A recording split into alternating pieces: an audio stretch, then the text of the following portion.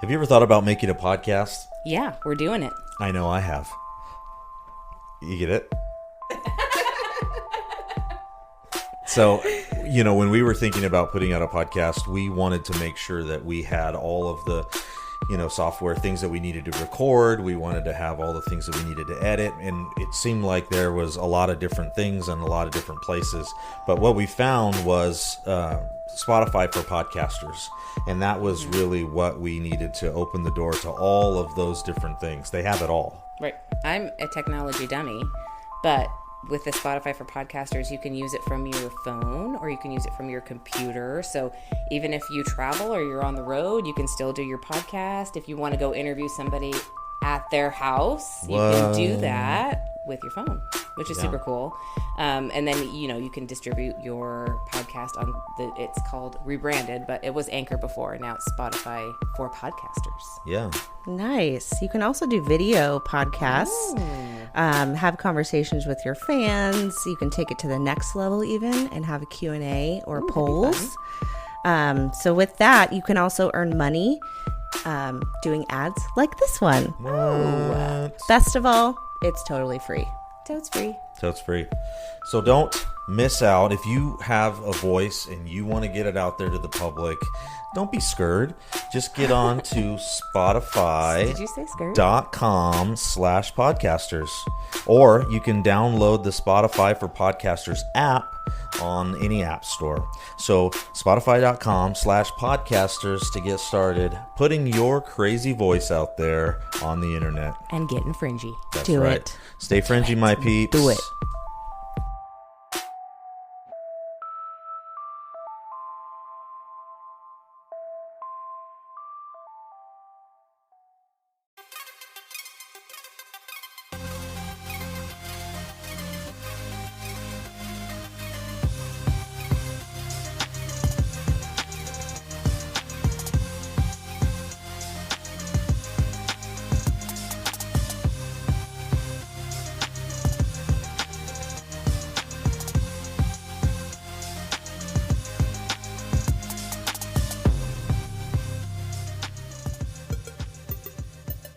Welcome back, everybody. You are listening to That's So Fringy podcast.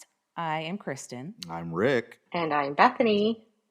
And we are here for your midweek episode, your fringy morsel, if you will. Dum, dum, dum. Dun, dun, dun.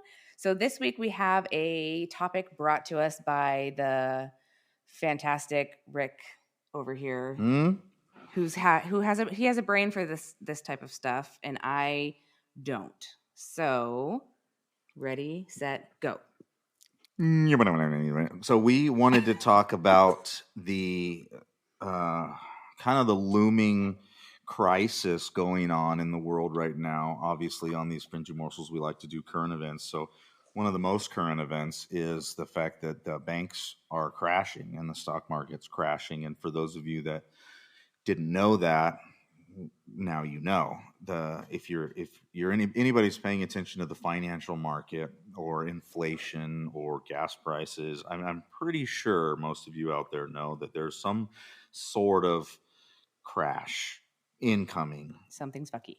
So there's lots of Language. things going on in the world that are a bit suspicious.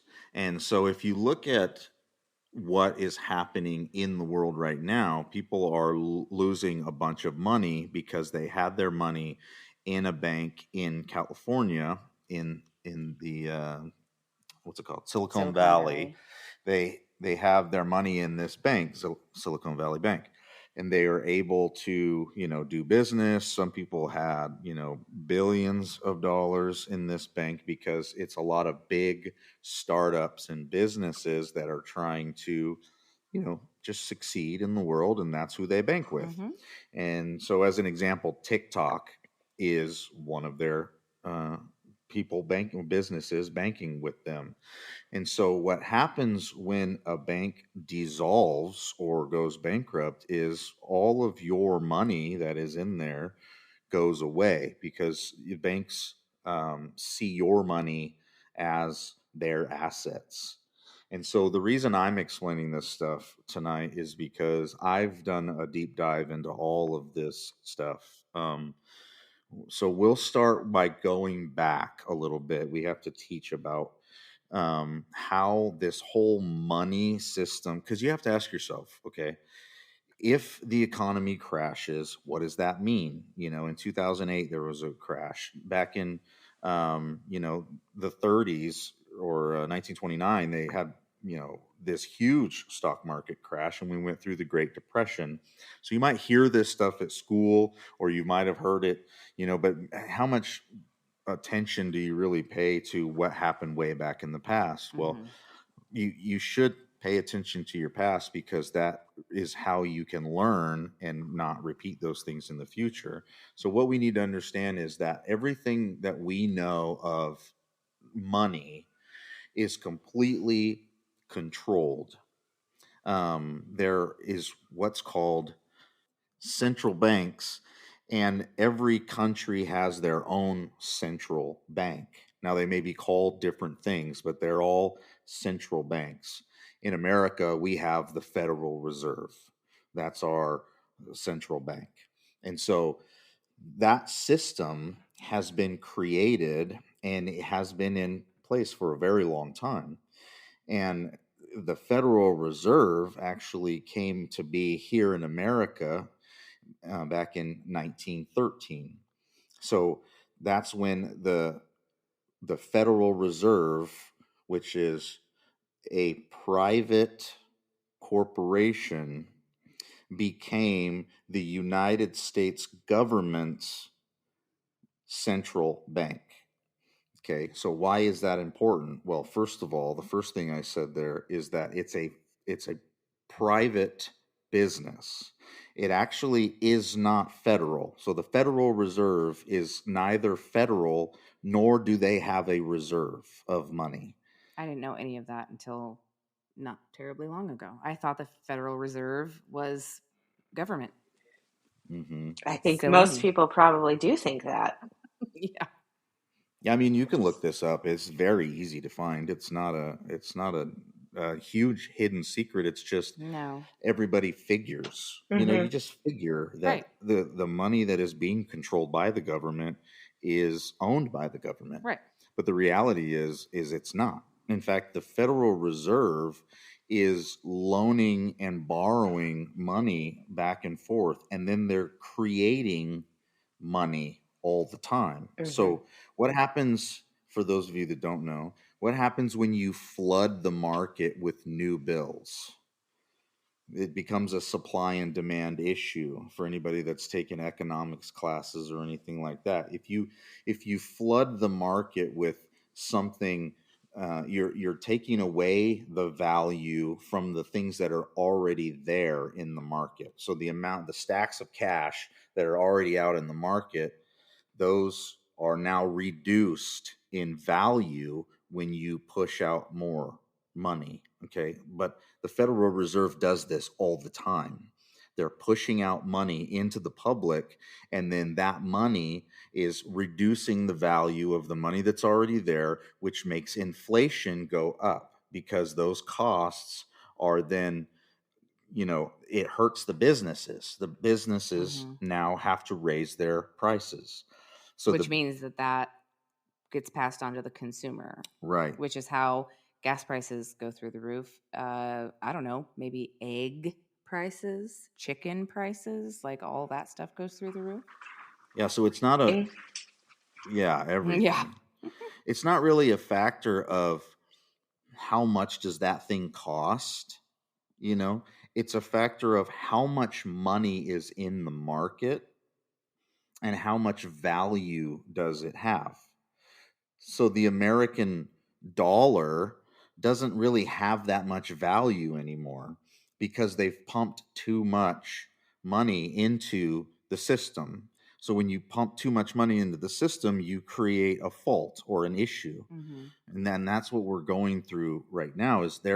The dollar is dying. And if you're not paying attention to this, hopefully after this episode you will be, because the dollar is dying, and it's on life support. right now, and there's nothing that you can do about it. Right. It's going away. And so this is something that people should be paying attention to, because it our whole lives are controlled by money. The reason that we go to work, the reason that we do everything that we do is to get money so that we can then pay it back out to survive, whether that be your bills or your food or whatever, your electricity bills. And so they've got us locked in with money. You know, if just think of a world for a second without any money, and that everybody just decided to, like, if I grew vegetables, I just decided to give some to you because you were my neighbor, and you had some cows, and when you took it to the butcher, you just decided to give me some, and it was this barter program. Well, that's what they used to do back in the day. There was a bartering system. Well, anytime an empire comes in and takes over in history, what do? What did Caesar do? Well, he created his own money. Coins. Yeah, so you had these coins And taxes. and you had to then give Caesar that money back in taxes. So he's giving you money, making you have it, and then you have to give it to him. And he sets the parameters for how much it's worth. So Caesar gets to choose how much that money's worth, and then he floods the market with money, and then he tells them how much of it they have to give him back. And then he controls the population by changing the amounts, the worths of things. You can control the population. If they're getting out of control, you can pump more money into the market and flood it to where and basically oppress the people even more. Yeah, so if So people it's like are levels of oppression. exactly Is how they use the money.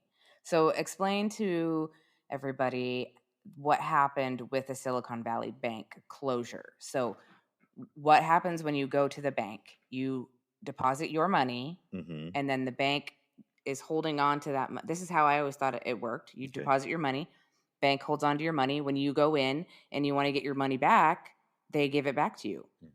False. That's not actually how it works at all. So, is anybody out there in the listening land, have you ever gone to buy something that is, we'll say, like a car or a motorcycle? This happened to me with a motorcycle. I went to go buy a motorcycle, and I went in to get the cash. I was buying it off of Craigslist, and I told the guy, "Hey, I'm coming over to get that tomorrow. Does that work?" He says, "Yes." We worked out a price.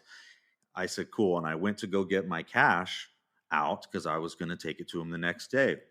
And luckily I had done that the day before, because they told me I couldn't get my money until the next day. And I was like, "What do you mean I can't get my money until the next day?" And she was like, "Well, we don't have it."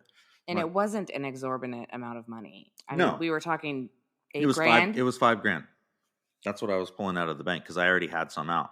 So That's right. I just needed $5,000, and it wasn't an exorbitant amount of money. That's all it was. And so we were like, wait, we have to wait until tomorrow to get our money out of our account. When we had a lot of money in there at the time, it was like, I don't there was understand. plenty of money in there. It wasn't an issue of whether my account can handle it. It was and that's where this problem begins.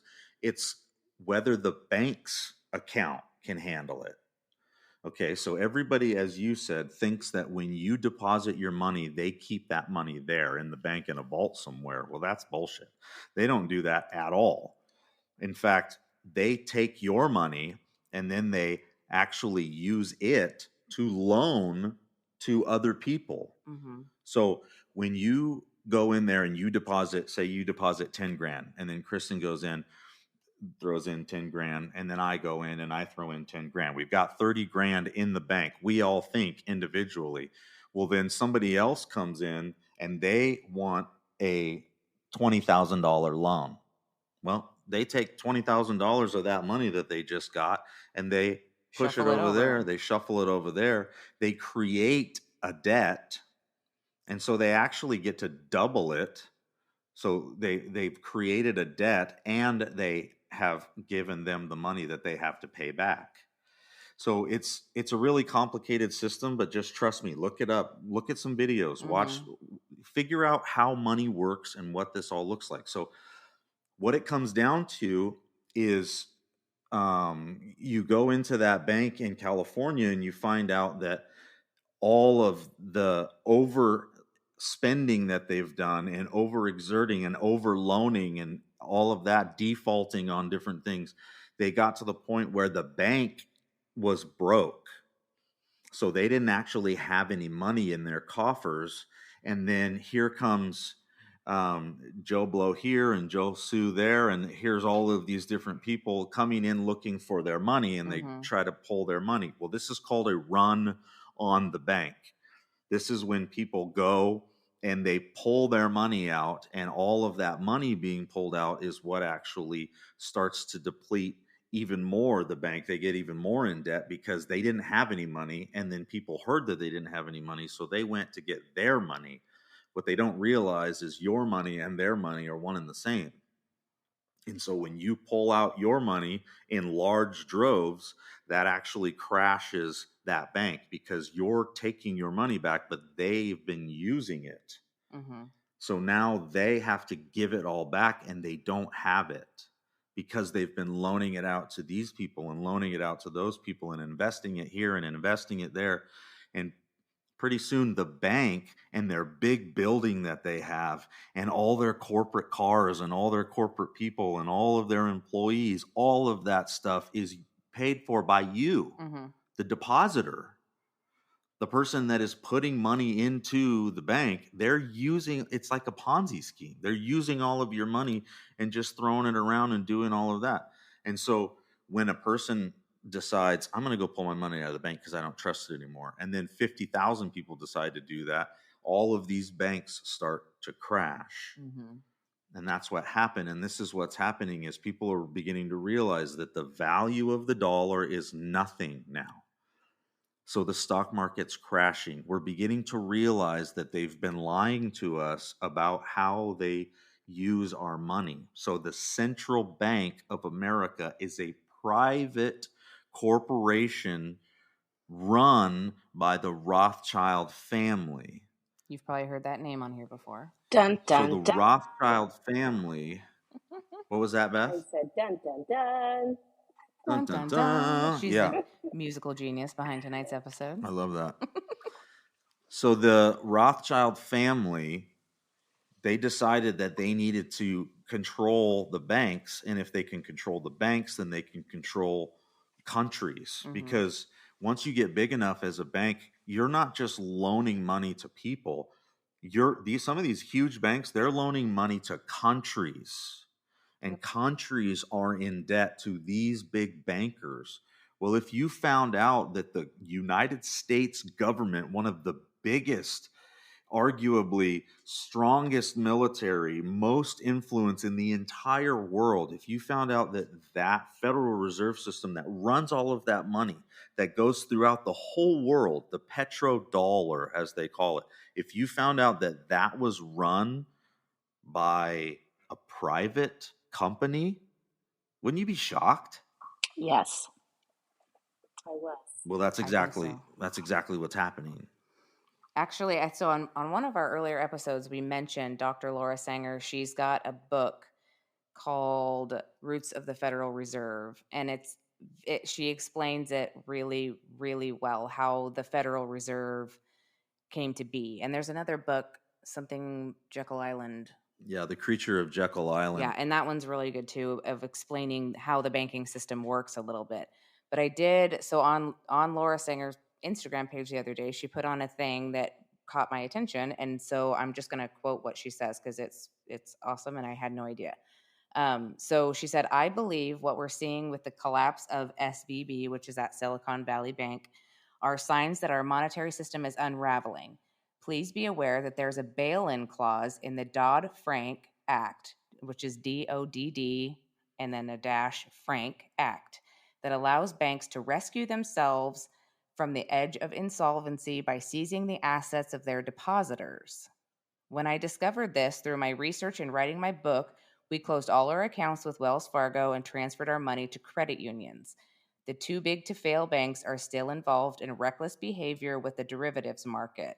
There will be smaller banks such as SVB that collapse like Lehman Brothers did in 2008, but the greater threat is the TBTF, so that was the too big to fail banks, bailing themselves out with depositors' money. This happened in Cyprus back in 2013, causing great loss for depositors, driving some to commit suicide.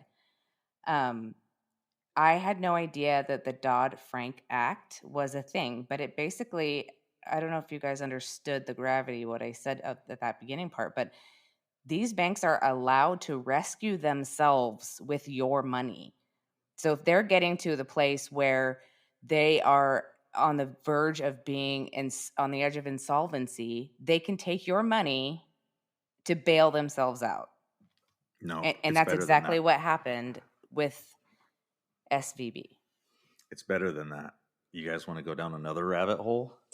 Well, this is just a morsel, Rick. So the Creature of Jekyll Island book talks about how the Federal Reserve is a big trick, and it's all real. This dude has done a lot of research, and he's very smart, and he explains everything in the book so perfectly.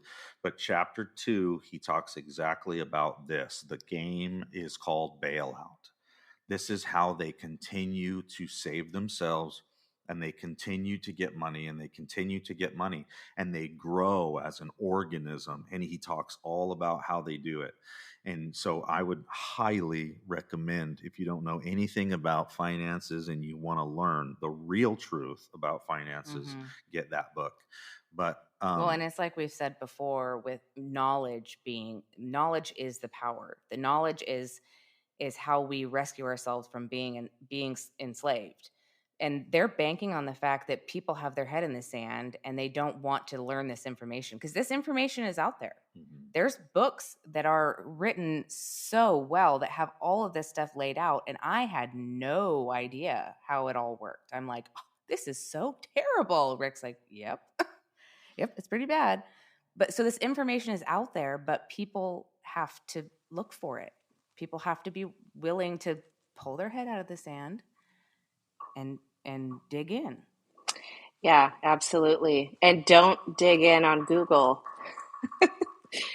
I mean, Yes. I think they make the system so complicated because they don't want you to figure it out. They don't want you to know the loopholes. They don't want you to know the clauses that are in there. When you sign that long, ridiculous 30-page document, when you buy a car or you buy a house, you don't read all that. Nobody reads all that. But it's designed that way for a reason, in my opinion. Especially now with electronic signatures, man, you just scroll to the end of it. You don't even have to flip a page. You literally just click the box that you read it. I mean, there's stuff in there that would blow everybody's mind. yeah, it's called Babylonian black magic. Yeah. And it's how they trick your mind by keeping you so dumb where they can do whatever they want to do, because you can't figure out the math. You can't figure out how the system works because it's so complicated. Well, it's actually not that complicated. So what I was saying before is it gets more interesting is they are able to, so we didn't talk about the FDIC, which we have to talk about. So the FDIC is who insures your money. So the FDIC is insuring your money, and the way that works is these banks, they go in and they look at how many people they have and what's their balance. So basically, how much money do they have for all of those depositors, and then they take a percentage of that, and that's the amount of money that bank has to pay into an account to the FDIC. So that's how much that bank has to pay for insurance, basically. Yeah, so that's a bank paying for coverage of your money. So they're taking that money and they're paying it. Well, what are they paying it with?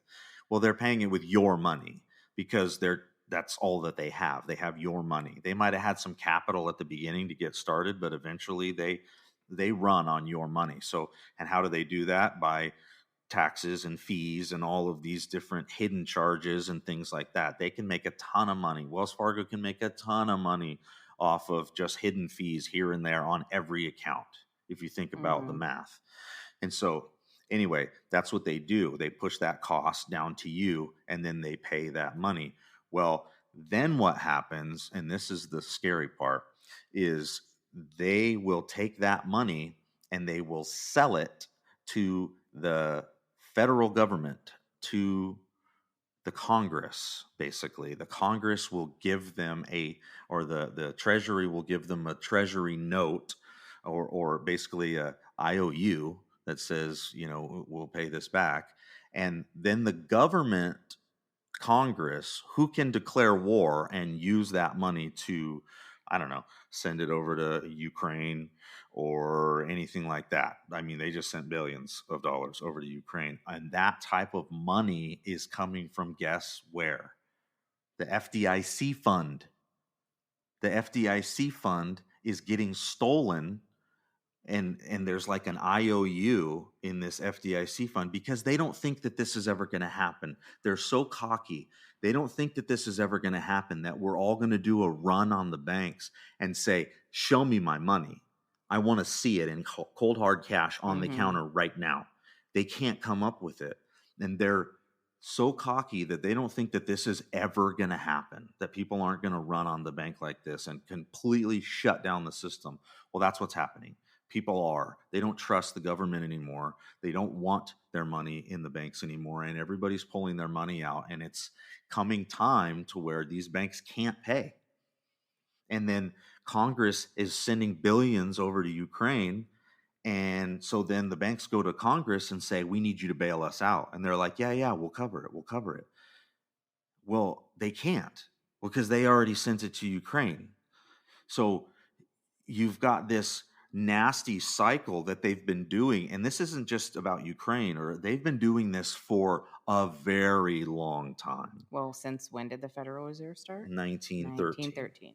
Which again is an interesting timeline when you look at the timeline of how things have transpired. Early 1900s is big on that timeline. Yeah, it's been constantly an issue since then. And there's, they had this meeting on Jekyll Island where and you can get this book, but in Georgia, off the coast of Georgia, they had this meeting. They had this big plan. All of these big rich people had their minions go there and have the negotiations and figure out how it was going to work. And there was a couple people that were just like, nah, I don't want to do that. It was like, I think 3 or 4 people that were like, I think it was 3 people that did not want this Federal Reserve System. They saw through the lies and they were like, no, this is nefarious. Something's wrong here. And they didn't want to do it. And so they got rid of them, because each and every one of those guys that were opposed to the Federal Reserve, they were on the Titanic. All 3 of those dudes were on the Titanic and went down with the Titanic. Dun, dun, dun. And when was That's the another Titanic? rabbit hole. That was 1912, right? Titanic. Correct. And then it was like 1913, I guess, when the Federal Reserve came on and started. I don't know. I mean, the dominoes that started between 1900 to 1920, 30 is incredible when you start linking all of this stuff together, which hopefully we're helping do that for you, because there's a lot of things that happened around that time that kind of changed the course of the United States forever, really. Yeah, and if so do your research. Yep, do your research. If you go look at the list of who was on the Titanic and who survived the crash, J.P. Morgan was one of them. He was all for the Federal Reserve, all for it. So, yeah. He's made a little bit of money off of it, I think. I think so. A little bit. It is also interesting that not every country has a central bank. There are a few that said, no, we're not doing this. So I think Iraq was actually one of them. Oh, weird. Super interesting. Yeah, when you look into this stuff, guys, you find out that the countries that have been crushed under the foot of the United States of America's military industrial complex have been those that were opposing the bloodlines. Yep. You don't oppose the bloodlines or you get crushed. So, that sounds like a rap song. Dang. I'm going to have to come up with something. We'll put something together. I'll wrap that out. Get on your AI chatbot. They'll do it for you. There you go. There you There you go. go. I'll go talk to Lilith. She's probably got some answers for me. Lilith, stop it. That was a Fringy throwback. Oh. All right, you guys, this is a Fringy Morsel. We don't want to keep you too much longer because this is a midweek. Stay tuned for Coming Flat up Earth Dave. Can't this tell you how excited I am. Sunday, Flat Earth Dave. Yeah. Flat Earth Dave. It's going to be awesome. We love you, You guys are going to love it. I so profusely apologize. I called him Flat Earth Dan. Did you? I did on accident. Not to him, but Wow. I did. I know. I remember. I did that. All right, you guys, you're the best. Thank you for coming and listening. Again, don't Yes. forget to like, share, subscribe, write a review, all of those Send us different things. messages. We love to hear from you people. We really do. We're not jesting. We really do. We wouldn't just you. All right, you guys, we're That's So Fringy Podcast. I'm Rick, I'm Kristen. And I'm Bethany. and we are out of here. See ya.